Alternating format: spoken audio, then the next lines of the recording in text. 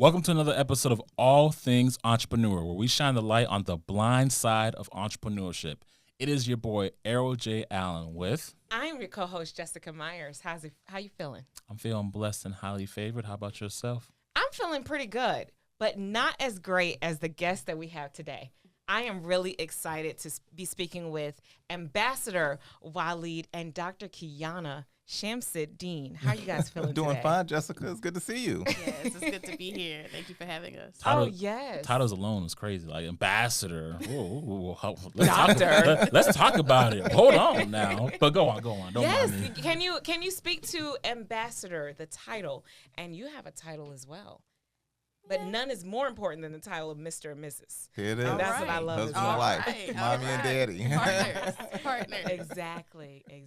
How you feeling today? I feel amazing. Blessed. I can't complain. You know, despite all the challenges and all the successes, you know, it's about peace. It's about love. It's about happiness. And it's about, most importantly, prosperity between our family and building that legacy. So you may know them by their popular brands here in Atlanta and have now gone overseas and global. It is under your corporation, Supreme. Speak to us about that and how that came to be and the legacy, especially here in Atlanta. Wow. Well, we're celebrating over 40 years now. Supreme Fish Delight. You know, we've hired generations, thousands of people, the grandparents, the parents, and now the kids are working in the business. Super excited about that. My wife and I, a few years back, started the Supreme Burger concept, which we've now expanded to food trucks. So we're really passionate about food insecurity under those brands, Supreme Fish Delight, Supreme Burger, and of course, Supreme Family Foundation. And just a total side note, I did miss my meal today because of my flight delays. Yes. So I am starving. So We got you. So we can, if there's one near the studio, you know, just point me in the right direction. I'll be Yes. there to support and get a burger because I'm starving. Love it. It's a good burger too. But thank you. I'm good. I want recommendations for good burgers. So thank you for letting me know it's good. Absolutely. So with that being said, the restaurant space, that's one of the hardest spaces to Yes. run a business in. They say, 80% of businesses go out of business in the first 5 years, if I That's right. recall, or 2 years, whatever the timetable is. That's right. That's right. How did you guys push through? What was your beginning looking like? How did this all come to be? 40 years in this space now. Wow. You want to jump in? You're right. That's right. It's I will XL. say first, let's start with the positives, right? Okay. For any business, especially a Black-owned business, let's be very clear. And not only a Black-owned business, but to be a multi-generational business, because we're second generation. To be able to last 40 plus years is a testament within itself, and it's a blessing. So you have Agreed. to give thanks for that, right? But as you said, restaurants are a very difficult space. And I think one of the main reasons why we were able to survive this long has really been because we're community-based. And so people support people, and people support the people that support them. And that's really what has really kept us. That's what has kept us standing, is that the community recognizes the brand, the community is connected to the family, and it's run as a community-based, family-based business. And so for that is the reason why we've kind of been able to kind of stand. And even with COVID coming around, we've still ventured out into our community, where if our restaurants are closed, then how can we still take this time to serve? How can we still turn around and those employees who are not in the business at this particular time, how can we still make sure that they're okay?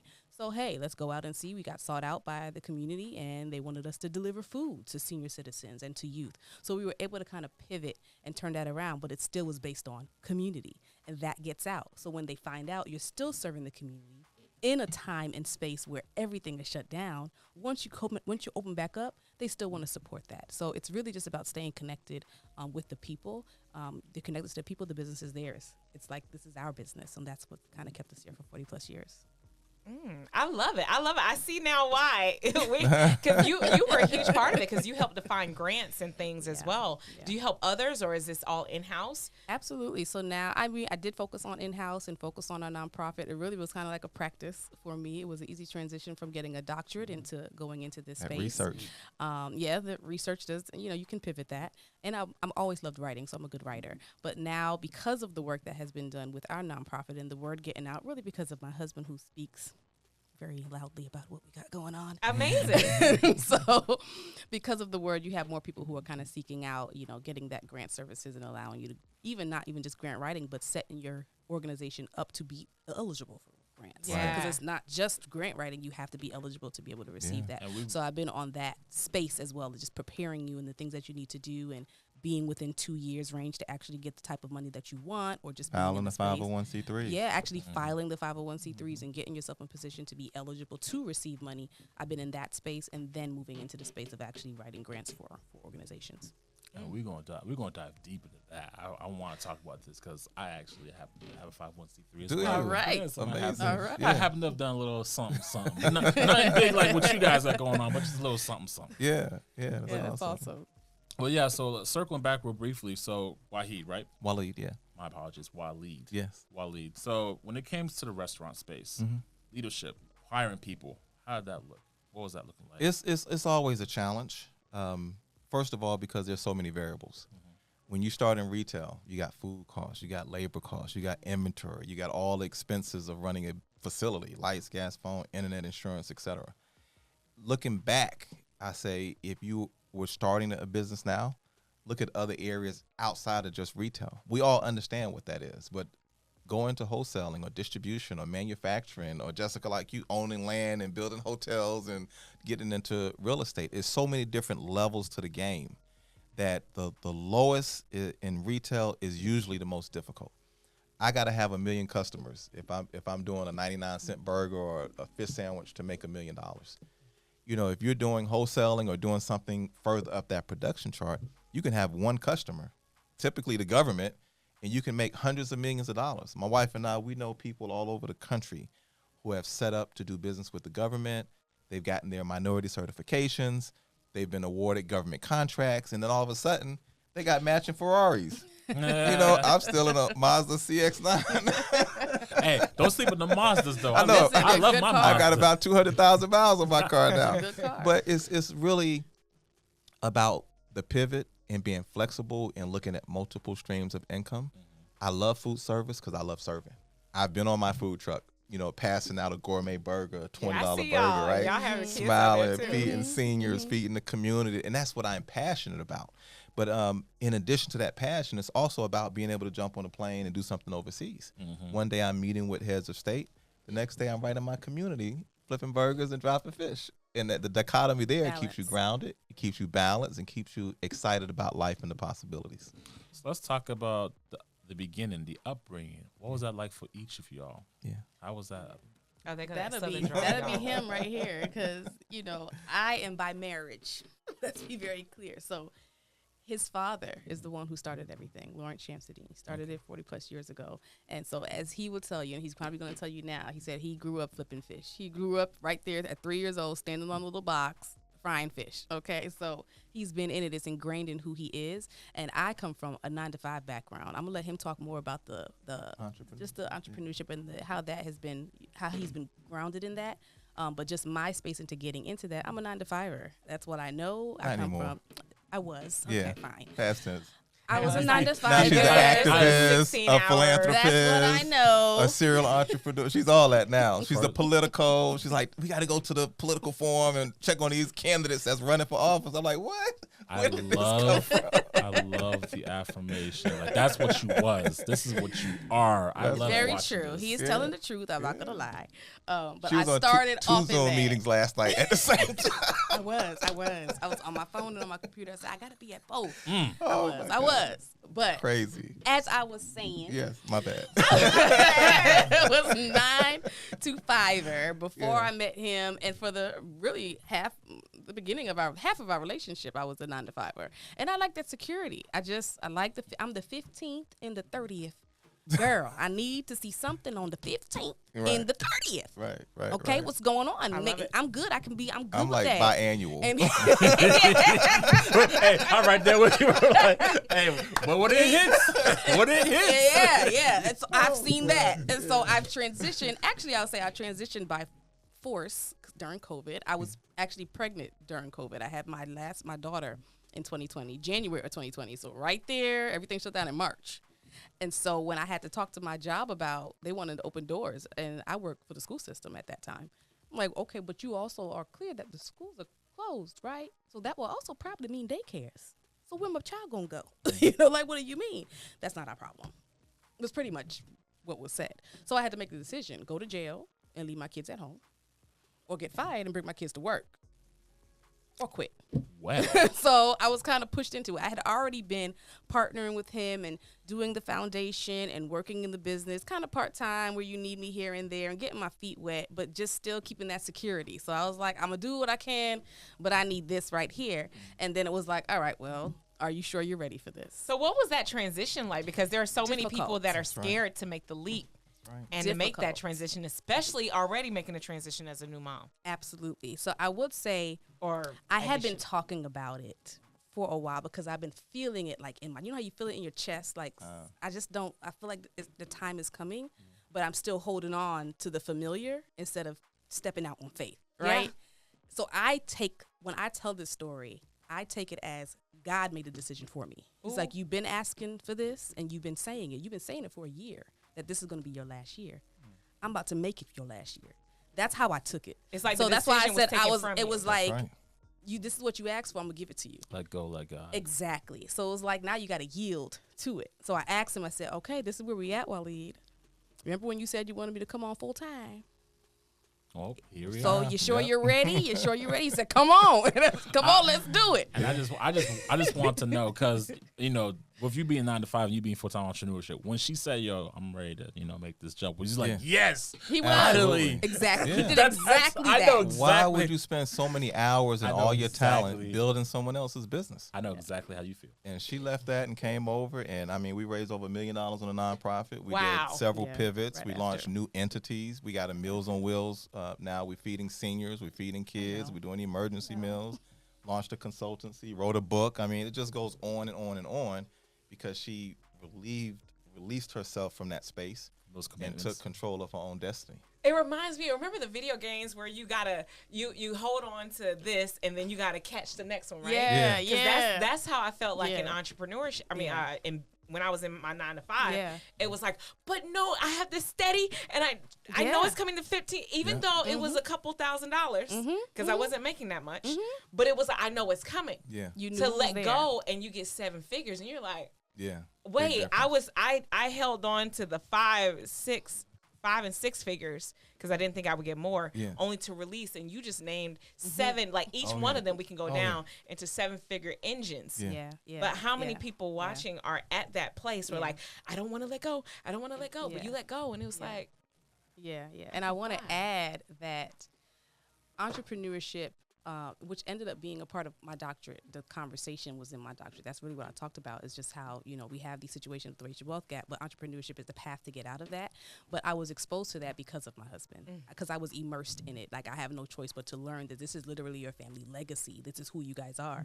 And so I have to understand it. But what I will say is about entrepreneurship, what I realize is that it's a freedom that I never knew I did not have in a 9 to 5. That's what made me say, okay, I get it, right? And what I mean by that is that we're kind of bound to this working to live, really working to survive, honestly. We're working to survive. We're working to just get through. But how much of us are doing the work to actually live and what that looks like? The freedom of living. We don't really know that we're not free until we see it for real, for real. We think the whole slavery thing, okay, you're free. No, you're still a slave to a system, yep. which is work hard, make this money, be able to at least put some food on your table, keep a roof over your head, but you're still working to survive in a system. This allowed us to create our own freedom and what that would look like. Entrepreneurship kind of exposed me to that.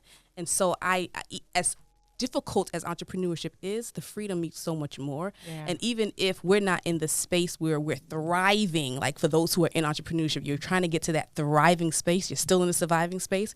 What you do now can put your children in a space of experiencing the freedom that they probably would not have had if you didn't make that jump. So that's really the inspiration for that's me the to true stay sacrifice. in it. It's a sacrifice for me, but Yeah. I want them to experience that type of freedom and not do what we have been instilled in, just work to survive, Yep. Yeah. to survive, work to survive, work to survive. I don't want my children to have that mindset. Because actually, it was my first trip to Africa that got me that realization. Because we were looking to go to Nigeria for 2 weeks, and I just remember they were like, "Oh, well, you ran out of time this year." Because I'm like, "Well, I already took some other trips, and I still am going to Africa." And they were like, "You ran out of time, but you can borrow from next year." Wow. And just her saying borrow, Yeah. I'm like, because I might want to take international trips next year too. Mm-hmm. So we saying borrow.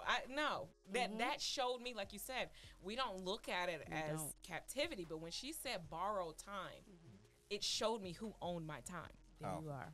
And I was like, oh, that's all I need to see. And there you are. Yeah. And there you are. Absolutely. And that is actually what made me change my mindset, was traveling out the country. That's really what it was. And it was Mexico. It's like, you know what, Waleed, we not free. We are not free. Do you see this? We're not. Like, literally, you see our people who are out there and who are riding bicycles. They bought that. This is when they realized, wait, okay, if we're not working, we can work from home. I can Any make place in any the world. place home. Yeah. Let's test this out. Let me go to Mexico and just see. Put out your little laptop on the beach and work from the beach. And there's just a sense of just relaxation and not anxiety and not depression. And you're just not tied down. And you're feeling this space of just peace that you probably never even knew you needed or never knew actually existed. And it was not until you got out of the U.S. to really truly see that. So that's what we're working for. We're working towards freedom. And freedom does not only exist here. We're not limited. We're global citizens, not just U.S. citizens. And it's a whole nother perspective. Whole nother realm. We have to get out of the space of 9 to 5 or just American. You know, we can be American. We can be dual citizens. We can be global citizens. We can travel the world. We can have multinational corporations. We can do philanthropy all over the world. It's not just about Decatur. You know, the world is Where bigger. it's greater. And the where it's world greater. is still connected. We've got all the degrees. When you look at us as a people, we're in the major corporations now. We're CEOs of this company, or we're elected officials and representing Congress or representing the state. But ask yourself, how many of us have created multi-billion-dollar, multicultural, multinational companies? That's the final frontier for us as a people. If we can create another 100 billionaires a year, another 1,000 people with multiple locations throughout the U.S. and the world, or small business owners that grow to have thousands of employees, we become contributors to humanity and not just consumers. And that's the space. That's why entrepreneurship is so important. Take that risk, take that chance, start 1, 2, 3, fail gracefully, right? Because if it takes a lifetime, your grandkids will thank you. When you're developing those trusts and they growing up like, I'm a trust fund baby, you're a trust fund baby, oh, great, our grandparents did it. We want to be in that space. It may not be overnight success, but now, what is it, 10 years to become an overnight success? Yeah. What's 10 years? Where were we 10 years ago? Where can we be 10 years from now? And it's for the babies. It's for the kids. It's for the grandkids. I would say to add to that, just one line. We need to be in spaces where we're creating the economic ecosystems for our community. That's period. That's what it is. And not someone else doing it for us. So how powerful has that been? Because I mentioned the poem I used to say, The Negro Mother by Langston Hughes. And a huge theme of that was reconnecting. Because it feels like, if you could imagine this being a chord, but this part being charred. Yeah. Mm-hmm. And that was our history, right? And I feel like we're reconnecting it, because especially in traveling to a lot of African nations, their experience is that, for one, some people more inland, like, oh, we didn't really know about slavery. Like, I was very surprised to see their perspective of slavery or people being taken away. Right. And then what all it's been here, and even now us going back, and the mission of what that means to repair the charring that tried to happen, communication, economically, resources, business. What has that been like, being a huge proponent as an ambassador and remaking that connection? Well, I'm going to tell you, first trip to Africa, and I stepped off the plane and said, welcome home, brother. Put your American passport up, you're African. Right? Then it's not only the greeting. When I traced my DNA back to Sierra Leone, they invited us over to go to the village with the tribe that our DNA connected us back to. So therein lies the realization that our history didn't begin with slavery. We jumped all the way over that to the country, to the tribe, to the village. And then when we get to the village, the first thing they took us to the paramount chief, and he showed us the graveyard where hundreds of years of chiefs and warriors and scouts were buried. So now you got to appreciate the history of your lineage. Then it was a celebration with thousands of villagers and the kids and the dancing and the music and the African garb and the jewelry and the naming rights of being brought back home and welcomed back to the community. Then we left with diplomatic credentials and dual citizenship and pronounced a chief of our tribe. And when you think about not just the spiritual connection, but the benefits of being a dual citizen. Most ethnicities during the summer, they go home to Latin America, go back to Europe and visit, right? They carry 2 passports, you know. They can go back and own land, own businesses, own properties. They can vote. They can support their elected officials. You have constitutional rights of being an American citizen, but you also have rights that no one can deny you through DNA to the land where your family came from. And that piece of disconnection still exists for most African Americans. We haven't taken that choice to do the DNA and then to go back to the continent and experience it, what it's like where you're part of the majority. The politicians are black. The elected officials, the corporations, the businesses, the airlines, the billboards, the televisions, the commercials, the music, everything now you're part of. Wow. I was so disconnected. I didn't even realize what it was like to be part of this new system of opportunities. We were in the middle of the Masamara in Kenya, and in the middle of nowhere. Yeah. And literally, the plane landed, and off comes these 2 beautiful black female pilots, and they were just walking. They had to go run to the facilities real quick. And I was sitting there looking like, wow. It's amazing. and the airplane was full of, it was a Japanese tour. Yeah. And me and my husband, it was like, but it was just like normal. And we were sitting up here starstruck, like all these female pilots in the middle of nowhere. And they're coming like, cool, we y'all ready to go? Yeah. And Isn't we're that like, amazing? it's not a first. Right. It's not a surprise. That's right. This is who we are. That's it. Let's keep it moving. And I'm like, profound. it's by time, because it was at the same time when they were doing the Oscar So White. Mm. And it was like, here we are bamming on the doors, like, let us in, let us in. But here we are, pilots. That's right. Discoverers. Billionaires, all of these, entrepreneurs. billionaires. Yeah. And it was, because even the fine hotels, the first time over there, we were like, we don't know what we're going to have. We're going to have bed. I'm like, our stuff ain't even good enough for Right. that. I mean, I was like, they must be owned by somebody. No, they're owned by us. Yeah, that's right. Built by us. Yeah. True mahogany wood. Yeah. It was like, wow, it's such a beauty to see. And that's why it's amazing to see you taking this entrepreneurial mind to help where with the botched courts. Because where we may have an advantage of understanding capitalism in a certain light, that advantage may not be to them. Right. Or a lot of nations. And what has that been like to bring your prowess, your grants, your the resources we got over here? Yeah. Yes, it sucked how. Yeah. But the fact that we got over here, what we were able to do because of it, and now what's possible here. It's amazing, and I'm sure my wife can speak to this as well, is the innovation and academia and the risk-taking, to become that entrepreneurial spirit is what we have. But they have natural resources. Diamonds, gold, iron, ore, tanzanite, bauxite, phosphite, all these different things that could change our life. When you put our innovation and academic education along with the natural resources that you found on the continent, that's what truly building that bridge, that's what it does. And the possibilities there are endless. We've been in the diamond mines, we've been in the gold mines, and we've been able to extract natural resources and bring it back to the United States. That's just part of the process. All of us should go and see what it feels like to say, wow, I've mined for a diamond and here it is, right?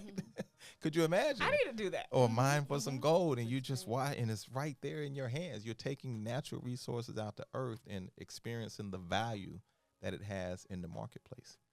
So with our innovation, we could be bringing over heavy equipment. We can bring in innovation for farming and agriculture. We can be bringing that mindset of knowledge transfer to the continent. And in return, they're allowing us to have access to the land, to do the mining, to do the agriculture, to have free trade zones, to build beautiful homes on the Atlantic Ocean, right? To build hotels and to invite tourism and cultural exchange programs and build relationships between HBCUs and African institutes.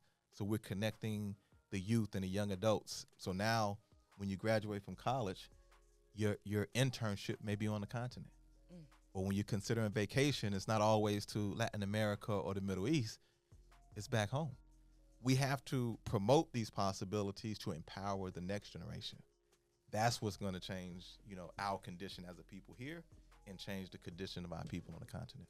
So the overall catalyst that I'm hearing is travel.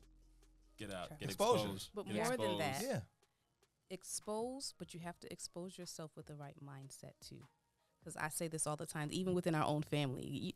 How many times have you heard people talk about Africa? Why you want to go there? You know, they have all these negative connotations that are associated with it, and you don't even realize that's just someone else controlling a narrative. But even in those situations, I say you have to go not with this, and they may not, you know, our people may not agree with this, but I feel that we do have a sense of elitism when we go to other countries. And we don't realize that that's also socialization, right? That's how we're socialized. So in order to really see the benefits of how these connections can benefit in other countries, we have to go with the mindset of receiving, not giving, right? Go to receive first, because that's just the respect you're going to get. They automatically, when you get there, are going to think, what you going to come here and tell me you don't like about it? How many times have we heard that? Yeah. Oh, you go into the hotel, you don't have washcloths? Certain countries don't use washcloths. That's just what it is. Like, It's not that they're poor, they just don't. Question it's where not a that thing. comes from, but don't come in with your preconceived assumption that that's the right way to do it, Yeah. right? So you have to go in these countries to receive, and then once you have that respect, you open up the windows to have the conversations to build. That, I think that's important. It's travel, but travel with a open mindset. So one of the most interesting dynamics that I'm always interested about is, one, you got all this business accolade stuff going on, but two, on the same side, you're still a wife, still a mother. The balancing act. How do you still perform and overexcel in this space while still showing up in this space as well?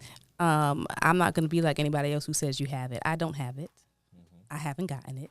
And it's still a constant work in process. You're always working on it. You know, when people say that you're in recovery, you're always in recovery. It is the same situation. You have to intentionally, consistently work on it, but you also have to be open to having conversation. So I'm always communicating. Sometimes I have to be more vocal about what it is I need at this particular moment, because I can't expect him to know. Sometimes I want him to be a mind reader. He doesn't but read, he doesn't can't- read minds? No. And I wish he did. And Nice. sometimes I think he can and just doesn't want to be honest. He just want to hear me talk. But is that such a bad thing? It's okay. Sometimes it's okay. But I have to be open to having those conversations, just verbalizing what it is that I need, because not everybody really just knows what you need. He's never been a mother. He does not know what that's like. He doesn't have to juggle being a mom and having kids who are always on you all the time. You know, he doesn't know what that's like. So you have to be able to communicate that, but you also have to have a partner willing to hear it and not That criticize part, it. hear it. Yes, because it can be a defense that can come from just, well, you're complaining, you know, and he doesn't do that. He's open to having the conversation. He's open to being able to try and say, okay, what do you need here? Okay, or I just have to straight up say it. You're taking the kids to school this morning. I can't do mornings anymore. I need you to do that. And that's fine, because it's a clear directive, and he can operate with a clear directive. But what he cannot do is guess. Right? So you just have to be able to communicate what it is that you need at the time. You don't really always get it. It may change. It may fluctuate.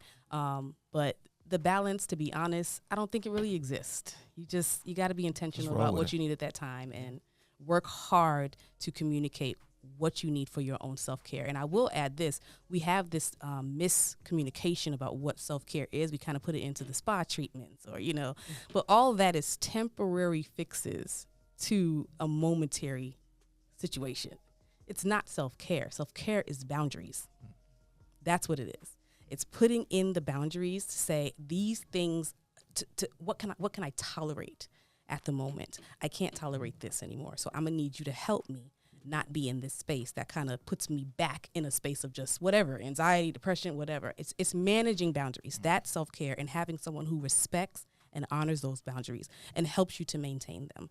It's not necessarily the things, which are also important though. Like, let's not get it twisted. Don't get it twisted. That's included. I still want that. But just know they're temporary fixes. So now let's flip the switch. Now, you're obviously father, businessman extraordinaire, all that stuff. But as men, you know, more times than not, we don't vocalize our problems. We're told to just like get through it and all that. So how is it on this side, being business extraordinaire, husband, juggling that? How does that look for your angle? Well, at a certain age, things change. The priority is not just about the business, is how can I incorporate the family in the business. Because for me, it's just all business. It's just, it's how I grew up. Like she said, I was born in a restaurant. I was learning customer service and doing all that coming up. At the dinner table was conversations about business and finance and growth and expansion. So it's a different mindset. I don't separate the two. It's now, how do I teach my wife, teach my children so that we're enjoying the process together? Yeah. So we travel together. We go to closings together. We go on the food truck together. We're in the restaurant together. And we're learning and teaching at the same time. And just like she was saying about the boundaries, that's new to me because my heart is of service. So it's difficult to say no, no, no, no, no. I'm like, well, how can we figure it out? How can we support and give and donate and serve and work in the community and in the family and in the business and in the home? That whole dynamic of boundaries, I'm learning from my wife. So though she needs them, she's also teaching me how to set boundaries in certain areas as well so that we can protect our family and our legacy. So it's been a back and forth, a learning process on how we can grow as a unit, but also how we can build as a business together, as a family business. I love it. Talk about the power of partnership. One of the things that I adapted from business that I took in the relationship, well, my husband really helped me. Honestly, it started as our relationship, and I adapted it to business. Every 12th, we got together December 12th. We have what's called a 12th talk. When we got married on the 11th, we moved it to the 11th. Yeah. But it's like a monthly versary where every month we talk about what we liked about the last 30 days and what we didn't like about the last 30 days and what we can do differently. The cadence of communication helps it because if you only talk in a relationship when things are bad, then it can feel like nagging. But if you cut it with gratitude, by the time we get to what we didn't like, it feels to dissipate. Like I be waiting. I used to, especially back when we were dating, I used to write my little list. I can't wait for the 12. I'm about to run it. I've been keeping receipts. I love But it. it's something about when you cut it with gratitude and what you like. And I'm constantly reminded of that, especially when we get to our anniversary and we do the year. I feel with so much gratitude. I'm like, what I look like complaining about this when I'm literally grateful that he kisses me every morning to wake me up. I love Like, that. what We do I should do have that. to be mad with? Let's add that. Well, I'm a morning person. She don't like getting up. Don't do it in the morning. No. Do you have your Don't do it in the morning. What date did you guys get married? Go ahead. When did we get married, Waleed? Who knows? Every day was so beautiful. It doesn't matter. That's the right The answer. 27th of September. So the 27th of every month.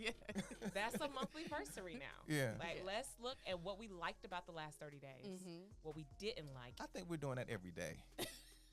It's like, I didn't like that. And we talk about it. Or it's like, that was amazing. And we talk. We communicate well. We communicate every day. And I'm calling her like 30 times a day. It's true. I'm telling you, hey, boo, I'm just checking in. Look, this is what's going on. What do you think? We're seeking advice. We're supporting each other. We're getting through the challenges. We're celebrating the small wins. We just got a call the other day. Hey, we love what y'all are doing. We are putting out an RFP for $15 million worth of grants. What does RFP stand for? A request for proposal for $15 million worth of grants, and this will be invitation only. And your organization is being invited. So I'm on the phone. Hey, boo. Hey, we got opportunities like $1 million. We got to figure this thing out. You ready to write some grants? So if we waited 30 days, it would be so much stuff to talk about or to compliment or to discuss. We're doing it every 30 minutes. And we have that flexibility because I'm not at 9 to 5, waiting for a break. Literally on Throughout the the day. phone or a text message or a You picture. have Even how I board ended up meeting. sitting here today. It's right? all.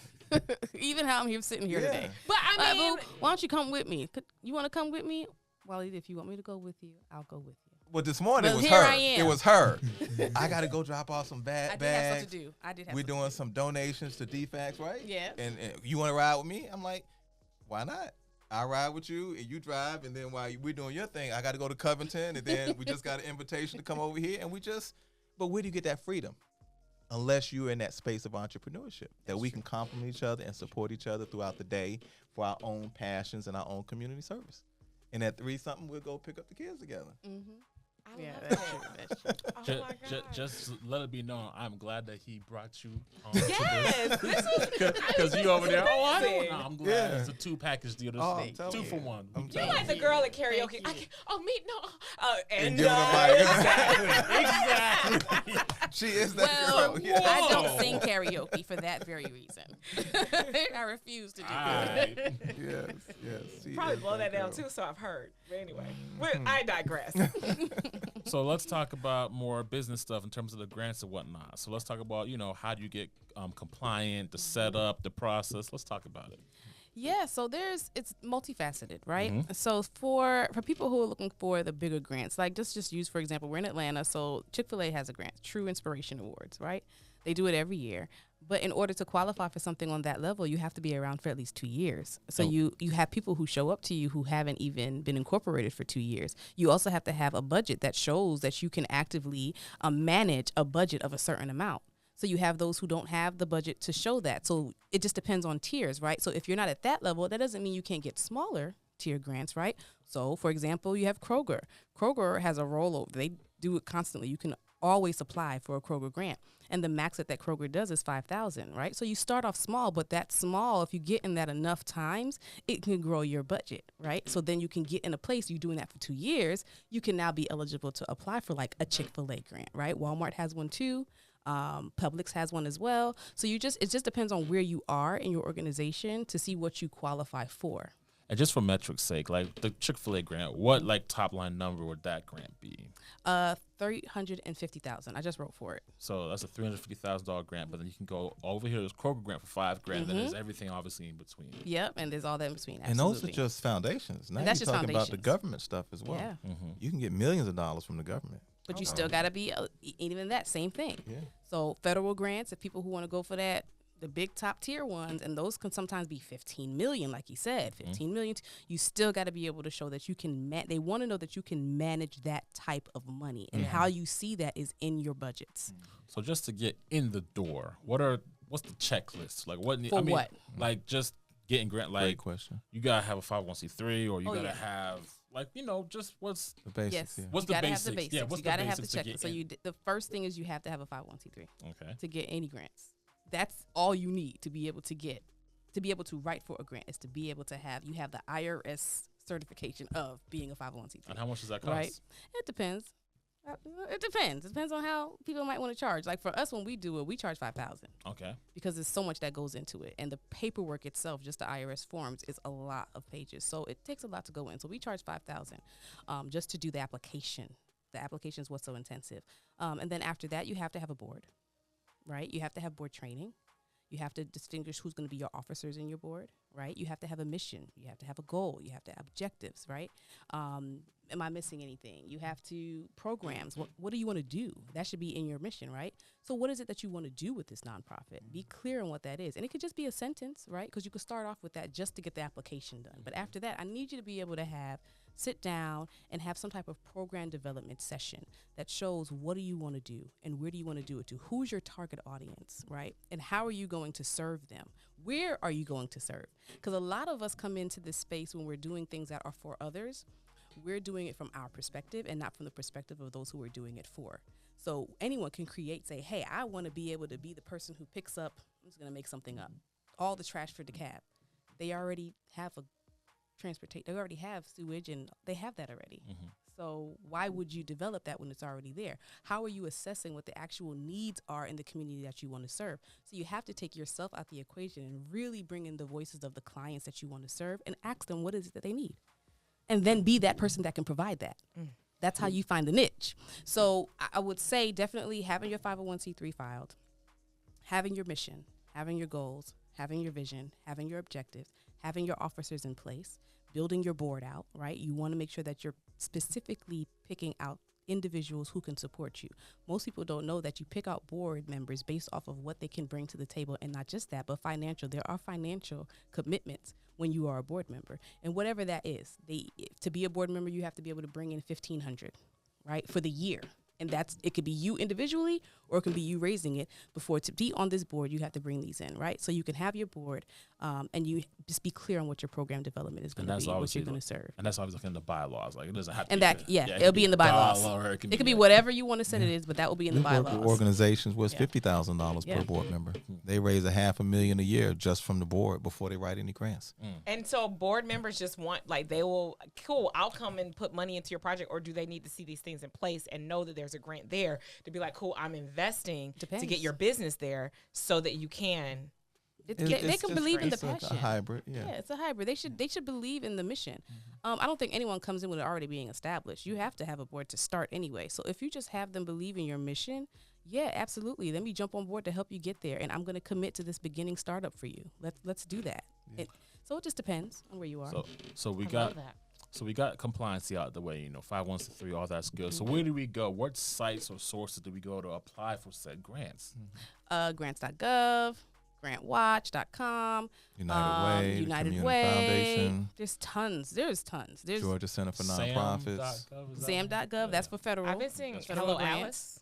Yeah, Hello, Right. Alice. Yeah, Hello That's Alice. focused more on businesses Okay. now. I don't really see much for nonprofits, but that's focused on Okay. businesses, and that really, really, you saw that Since really, COVID. since COVID. That's really blown up since COVID. So let's just, because I know we said a few of them, let's just give three out of those. Like, what three would you say? Let's go look at those first. The ones that I use is grants.gov for sure. Grants.gov. Top one, grantwatch.com.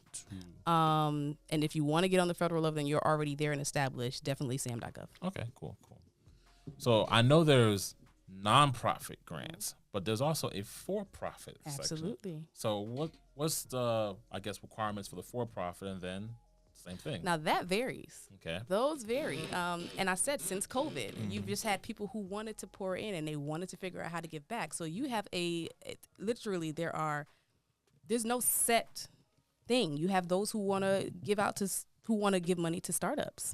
So you don't need anything except Or for the fact that you're industry established. Yeah. like Or industry tech specific, business. hair They even care. have for beauty grants. So it just depends it depends. You can set the bar for anything if you're the one who's the grant funder. But I will say what I've seen across the board, the majority, if I was to give a majority, I would say they do want you to have your business license. You need to be licensed. So have an actual business incorporated. With the Okay. EIN number. So Yeah, LLC EIN number. or- You have yeah. to have an EIN number. They do ask, what kind of, how you file. So LLC, multiple, those things. Is there a preference or a benefit for choosing one or the other? I haven't seen that in the grant writing, no. Okay. Because they list all of them. You just pick one. Okay. You have to know what you want to do with the money Plan, and make business that, And that some of them clear. require employees. Some of them do require that you have a certain number of employees, but a lot of them require that you have less than 6 employees. I will say that has been across the board for some of these business grants, but understand that the business grants are smaller. The max that I have seen, 50 maybe? 50 has been the max, but that's not it's rare. So I would say the max that I've seen is probably 20,000. 20,000 for for-profit grants. Okay. For-profit grants, yeah. Okay. So nothing more than that. That's going into nonprofit spaces, but it's just something to kind of help you get from the surviving to thriving space. Yeah. Gotcha. You see, Okay. And I wouldn't be a for-profit looking for grants. yeah.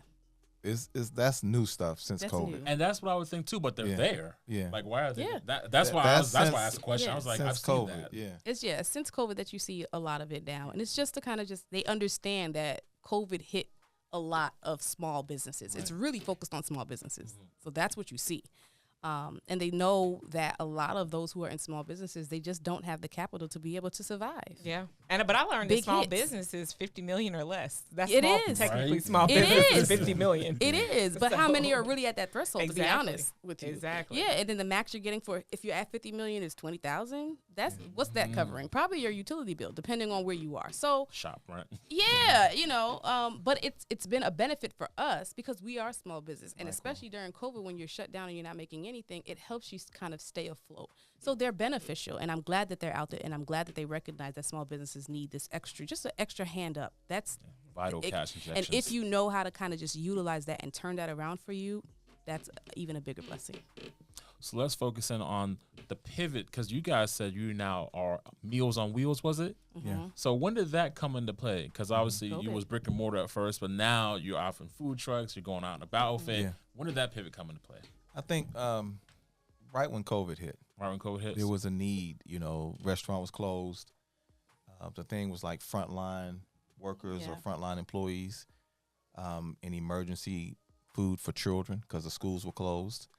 And then it got into feeding the seniors because they're most at risk and most vulnerable. So that pivot took us to like 15,000 meals a week.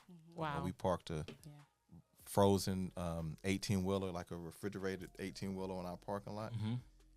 We rented like 15 U-Hauls, and we just did a whole logistic Rotation. operation. Yeah, just kind of off of a whim. You know, they found us on Facebook. Hey, I know you all like solving problems. We got a problem. We got a problem We got for to feed you. our seniors. We got to feed our kids. And what are your That thoughts? happens. And we just jumped right in it.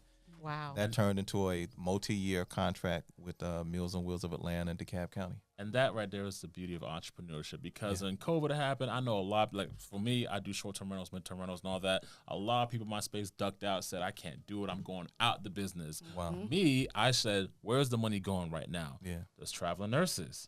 Yeah. Hit up the hospitals. Yeah. And I literally, like, I remember like night and day, I had all my units, all my bookings went out for like March 2020 onward. They all came back within a week with travel nurse contracts. Wow. You guys made Amazing. the same adjustment. Yeah. Hey, no one's coming to the doors, so we bringing the doors We to got to you. take it to them. That's Yeah. right. And Yeah. boom, exponential growth. Absolutely. That's Because actually when yeah. we got the hotels as well during that time. Like during Wow. they said during a down economy is when the most millionaires are made. Yep. Isn't that Yeah, something? it's Yep. true. Solving Because you problems. fight, because even now, people often ask, they're like, "How do you feel about the economic crisis?" And I'm like, "This is Black Friday. You better look for the problem to solve. Right, You right, better right. start searching." That's right. It's true. That's where right. your pivots are, the most prominent is when you have to be aware. Yep. So if you're not reading to see where what things are going on or what industries are going to be popping during that time, you have to be aware. So you got to read, you got to listen to some of these boring newscast things that are talking about stuff. Talk But that's radio. where you Love get a listening lot to of the that. information. But they do give you information and tell you know where the money's going. But and that's also important with grant writing too. Like gotta when you're follow that looking money. at the grants, Budget. what are they focusing on? What industry do you see a lot of these grants focusing on? You just got to be aware. You can't just sit around and think that my particular idea is going to last a lifetime, or my particular idea is the one that I'm waiting on. You got to be open to pivot. That is really the antidote for being successful in business. And you brought up a good point, because like you said, there are so many people now, especially with FIFA coming and the soccer, Yeah. soccer coming to 2026. Yeah. to We're ready. Atlanta. That's right. There are people that are primed and ready, and they were thinking of ideas, but like you said, the balance of what I can do to be a part of the big wave that's coming, because I as a journalist did a documentary on the gentrification in Atlanta. Yeah. And we were tracking the gentrification that happened from the Olympics that came Yeah. back in 96. 1992, 94, when they started making projections for, we still have, we're in 2024, we still have some of those things from the Olympics in 1996. So now moving forward, what do you have that you can service and bring, but then that's not already created? Because I know Absolutely. sanitation, DeKalb may have sanitation, but then what cleaning services or whatever can be created Recycling, Absolutely. for what's coming? Absolutely. Like, So how you does have that to be look? aware. You got to be aware. Well, now, if you're following it, we have a tendency to look at what's coming down from the White House and coming down from Congress. The whole thing now is clean energy, renewable energy, Solar, all that. Solar. Yep. EV charging stations. There's millions of dollars in grants. Like if you're renovating buildings, now's the time to do solar panels, double pane windows, electric charging stations, and tap into the Clean Air Act. If you're looking to get into real estate, go into an empowerment zone or hub zone and look at the tax credits or new market credits or grants that are available to support low income or commercial or mixed use developments. So, with the nonprofit side under Bush, it was No Kid Left Behind. So we were doing after school programs, mentoring, tutoring. Then Obama's came in, it was Let's Move. It was school nutrition, it was working out, it was healthy eating and lifestyle. Then 45 came in, it was all about business and entrepreneurship. So if you create new entities, and getting into business and stuff will start flowing around entrepreneurship. And you summed it up just You have to follow Follow. the government. So gotta what be is the aware. from the theme White now, House and especially down. That's why I like Yeah. it. That's what a is good what one. is the theme now, and then what's going in, because we're in Energy. election Energy. year. Clean Okay. energy. Everything now is Solar, clean solar, energy. wind, Yeah, nuclear. How do you huge tap boom into in solar energy? right now. Yeah. Yeah. Clean Got it. air, renewable energy, Yep. and we're looking at all that, like And putting even charging affordable stations housing up. too. Affordable housing and affordable housing specific to seniors. Yeah, So that's also something for people to be aware of. it's a big piece with the U.S. Department of Agriculture about food deserts, farm to plate, farmers markets, agriculture. So become a farmer, you don't have to pay any taxes. start planning some stuff. They're giving grants to bring fresh fruits and vegetables into inner city and setting up local farmers markets. So once you know where the dollars are flowing, you can just create entities to be recipients of those, those pools of funds. Oh, I love it. So let's talk about, and I got 2 questions for you both. First one, where are you guys consuming information to stay abreast on things day to day? What are your top 3 to 5 sources? We'll say 3 sources you go to consume and stay in the know. CNN, NPR, and what's NPR? Those are my 2. National Public Radio. Well, yes, she said it. Really, that's Al Jazeera. Yeah, Al Jazeera. I'll look at international. Al Jazeera. And talk radio. And then I'm doing a lot of online, like the congressional budgets, the earmarks, the appropriations, following the Senate and the Congress. We did site visits to all elected officials maybe 4 months ago, 5 months. Warnock office, Nakima's office, going and meet with your elected officials and your Congress and talk to the aides and see where is the congressional budget going, where are the grants flowing, what's in line for small business, how do we tap into it. We were in D.C., we met with the U.S. Department of Agriculture, the director.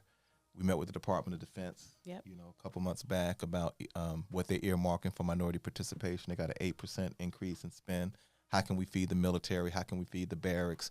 How can we do FEMA for emergency meals? We were just on this morning with the mayor's office of international affairs and dealing with the consulars and seeing what they're doing for the World Cup and how can we tap into food service around entertainment and sports. We just got into the Georgia World Congress Center, the Georgia International Convention Center.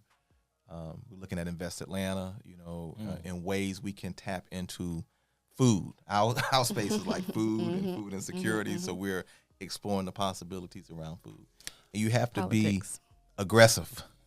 If you can get to the president, you should be up there with Kamala, having these conversations about what are you all doing for halal meals and kosher meals and feeding prisoners, feeding school systems, where are the contracts, how can we tap in, prime or subcontractors, what monies are earmarked. Show me the money. From the for-profit and non-profit side. Just from the array that you just did right there, the phrase that sums you guys up to me, no stone left unturned. You guys are casting a wide net and making sure to But there's a going theme. It's politics. Yeah. We're scared of politics, and we're scared of it because we don't understand it and we don't know it. But you have to know it, because that is literally what's controlling all of these different systems. So you have to know it, even if it's the basics. You have to know a little bit. I will say that I'm basic, so I'll be very honest with that. New to it, but I'm in there. I'm learning. I'm going to the political forum so I can hear what the candidates are saying and seeing what their focuses are. So I know what type of questions to ask and what to look for. We're meeting with, like he said, going to the Senate's office and speaking to them and seeing where their platforms are for real and what they're telling you and where that money is going, aligning. That helps us to be able to differentiate where the pivots are and where we're going to fit in that space. You have to know politics, and it's more than just, I don't like you. Yeah. You have to align with who is actually going to be able to make the moves that need to be made for your economy in your area. You got to know. So you got to know politics. Two types of businesses, those that understand politics and those that's going out of business. Yep. Which one are we going to be? Pretty much. Okay. So give me a day in the life. I knew it was gonna stump y'all because you was intertwined, 30 phone calls. Just a typical day in the life. Yeah. Today, perfect. You want to start from all the? We started off with the cars and stuff. I forgot. What did we start this morning? Dropping the kids off. Yeah. Community service. Yeah. Started with community service. This is a good one. We started. We had about 50 book bags. We donated to DFACS and Conyers. Okay. Then we had a meeting at the airport about the new entity we're launching, Supreme Sky Aviation Foods, meals for private jet service. So we went out to the airport and put up I love how y'all menus keep diversifying and finding different ways of making money, the same vision. Look, when I heard they paid $700 for a fruit bowl and $100 for a 2-liter drink, I'm like, no. We in there. Shoot, we might need to get in there. Look, we've been doing this all wrong. I'm telling you, we got the wrong client base. We've been doing this all wrong. This was just not our customer. This is our customer. Yeah, the restaurant's a hobby at this point.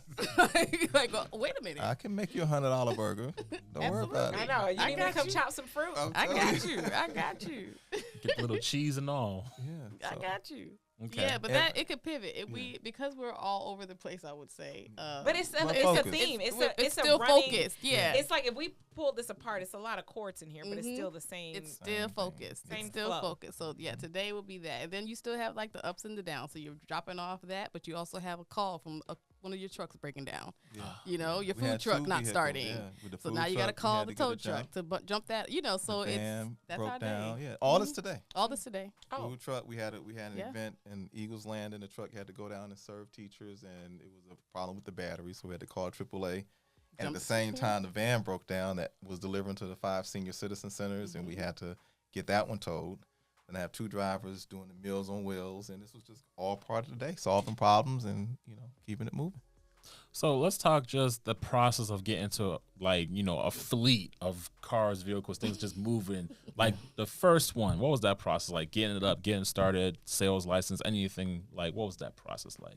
All that is it's just business. Mhm. I think our focus now has been how to remove ourselves from the day to day. Well, I say that to So ask that for we like can- the starting entrepreneur coming Yeah. into that space. Yeah, that's Okay, what I'm gotcha, telling gotcha. you. Okay, I'm telling you, look, the first step, if you're not running the business, you're in the business, Mhm. you got to get out the business to run the business.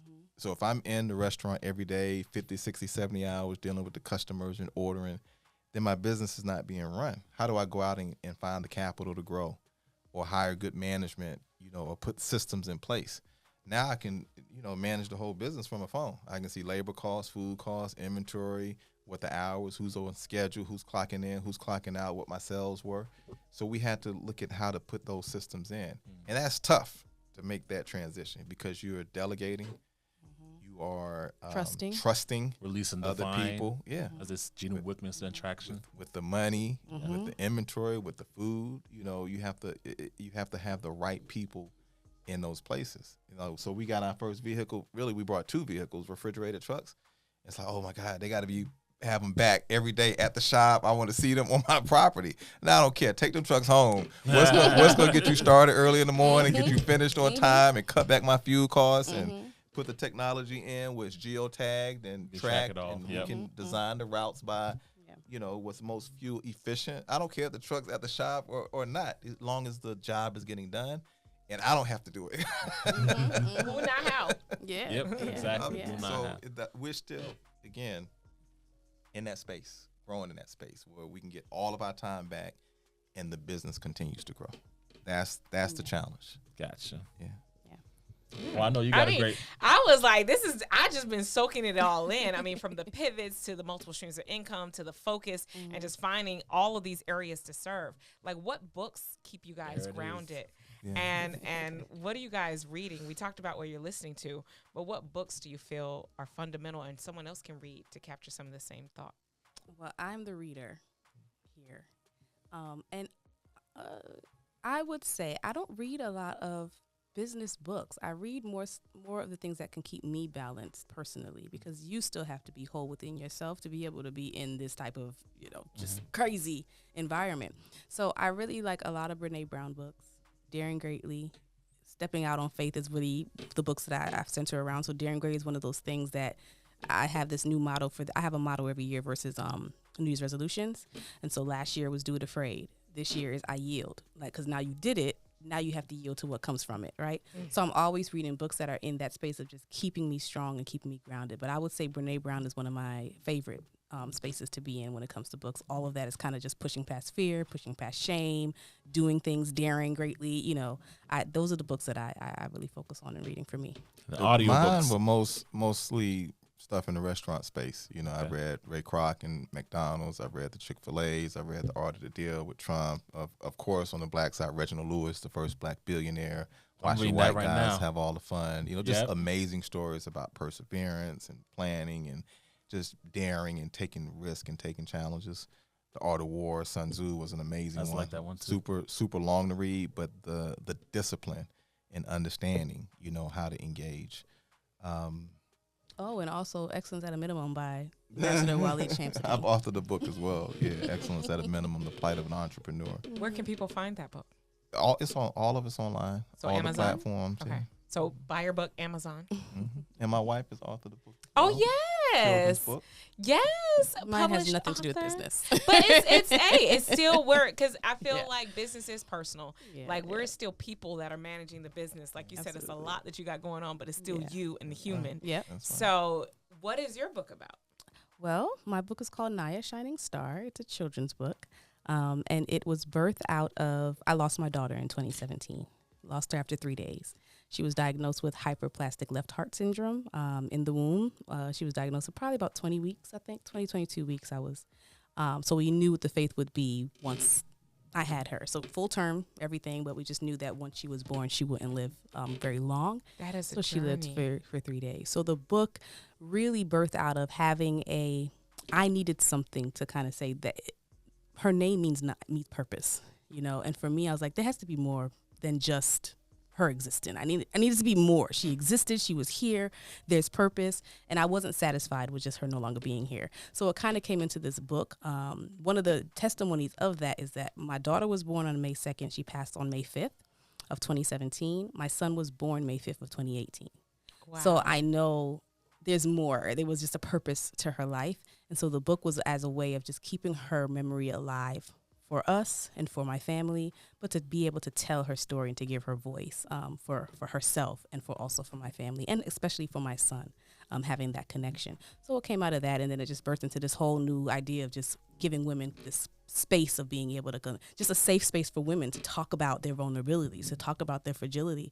We don't usually allow women to be fragile, especially Black women. I'll say that. We don't like Black women to be fragile. It's always this kind of misconception about the strong Black woman.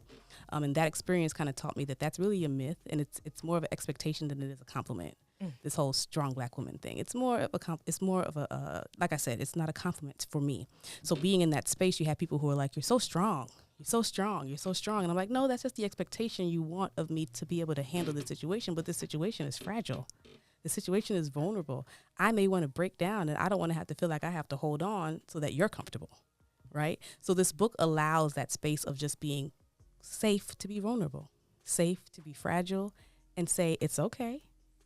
Death happens. It's okay to tell your stories, and it's okay to not be okay, period. So it allows me to be able to have that conversation in a way that I can have that conversation with my kids, because she will always be a part of our lives. I love it. Thank you. So if people want to get involved in your ecosystem, reach out, connect, be a part of what y'all have going on. Go grab a burger. Yeah. Go grab a burger, Yeah. which I'm really going to do, by the way. Yeah. Make a donation to the foundation. Absolutely. Supreme Family Foundation. How Yeah. can they get involved or get a hold of y'all, if anything? All of our social medias. I am Dr.QMS-Deen. He is WS Dean, and that is on all of our platforms. Awesome. Wow. This has been an amazing, impactful conversation. I know I'm inspired. Talk about Black excellence, power couple, what you can achieve together, the power of endurance. I mean, there's so many things. What about you? What are some things like you feel like you grab? Man, listen, I'm about to grab this burger. When I tell you I have not eaten since this morning, Yes. I'm about to grab this burger. But no, on a side note, though, just the power of unity and just seeing how y'all just push through and make sure you guys always in constant communication. Like, I really love y'all's relationship and how y'all function in the day-to-day while still being like that power business couple. So, Yeah. Awesome. Thank And you. I'm not even going to ask you to like or subscribe, because, hey, if you've made it this far in the conversation, you better. If not, what are we Absolutely. doing? Yeah. Be sure to like and subscribe and share this video with somebody who needs to hear it, the message of getting it out and what we're doing and what we're building. As always, you got it. Let's get it. Let's go. Awesome. This is great. What?